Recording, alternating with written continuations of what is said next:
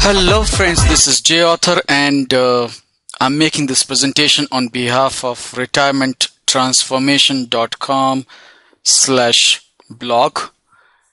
And in this presentation, we're going to talk about the importance of having a living will. So, do you have your own living will in place? If not, guess what? You should watch this presentation because you need to know why you should have one for yourself. We're going to cover in this the very inspirational story of Lynn Hummer. We're going to talk about the US Bureau of Census report, the shocking stats, baby boomers, and why living will is important for them, and comprehensive retirement planning. So if you're looking for answer for any of these kind of questions, guess what? Keep watching this presentation. Now, every time I talk about Lynn Hummer, I really get very emotional.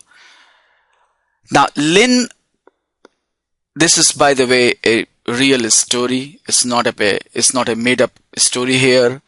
Lynn Hummer lived in US. She survived cancer in her 40s. She got widowed in 50s.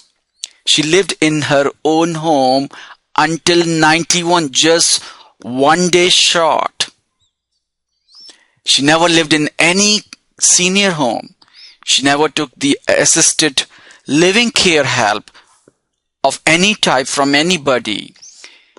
She had only one surgery, and that was for her throat cancer during between 40s and 50s. That's the only time she had gone for the surgery. So after that, she never had gone for any kind of surgery in her life after that until she passed away. She owned her own home for 40 years. She never moved anywhere else. And the best part here is she never touched her savings because she had even some modest stocks, dividends and all that. And everything basically, if you look at, she got the help, of course, from Medigap and Medicare, and combined with her own Social Security plus the her own savings and dividends, everything basically helped her in a way that she never had to worry for the money. And the best part here is she left no debt at all when she passed away, one day short of 91 years old. I call this almost like a perfect retirement. And she was not a baby boomer. She was the mother of some of those baby boomers which we are talking about. Can we plan our retirement like Lynn?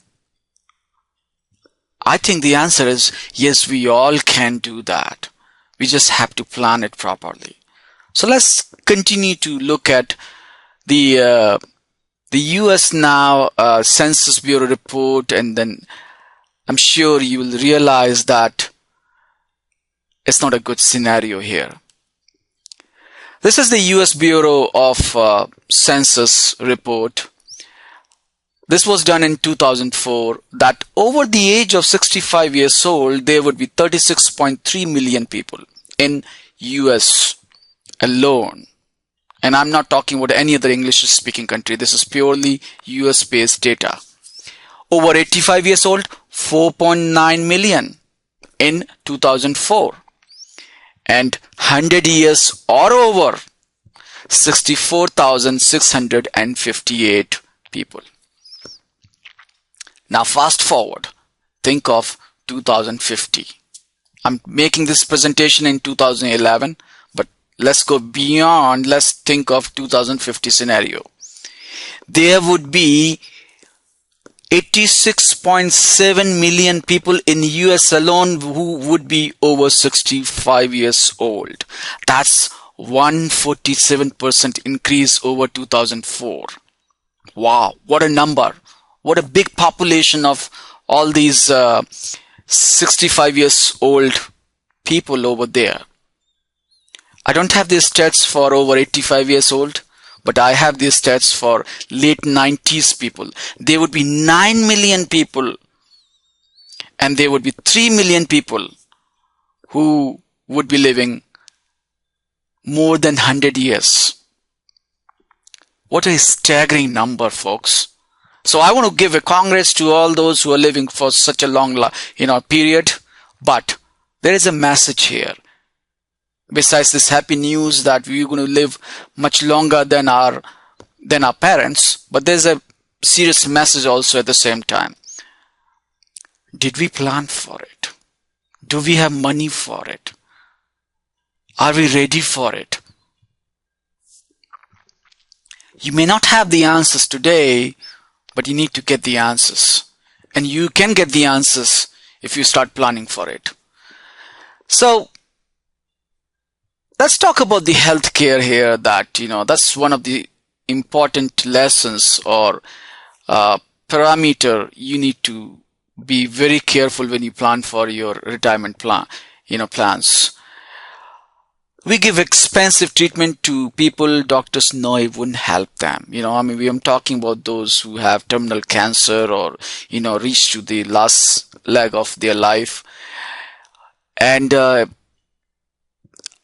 I know emotionally I want to keep anybody who is in that situation, I want to keep them alive. But sometimes it may not be the right choice to keep them alive any longer, but we do that just to make them feel good, and also because doctors are fearful of any kind of suit. They can be sued by any relatives of that person. Now, because of that, the healthcare cost is going up and up. I don't know about you. You may like to live that life, but not everybody wants to do that. So it's a very important aspect of our retirement life or old life, that life or death decisions are often made not by the dying person, but by someone who loves him. Anyone who has ever signed a do not resuscitate order understands the anguish involved in making a life or death decision for a loved one. Now I want to share here the Lynn story again, because the next to last official document recording Lynn's life was a do not resuscitate order. As badly as Lynn wanted to go, her family just as badly wanted her to stay. They did not want to sign that document. Now, most people don't want to keep themselves alive for that slow and steady decline. So, if you really don't want that to happen, then you need to plan for your living will with your family members while you can think logically and not emotionally. Have this document in place so that you don't have to be in the hospital for many, many years on the life support, and not everybody wants that kind of quality of life. So, what you need to do? Comprehensive retirement planning is the first step for taking such difficult decisions. If you haven't thought about it, you should think about it. If you like this video and you want to know more about the retirement planning, don't forget to check it out at retirementtransformation.com/blog. Go there now.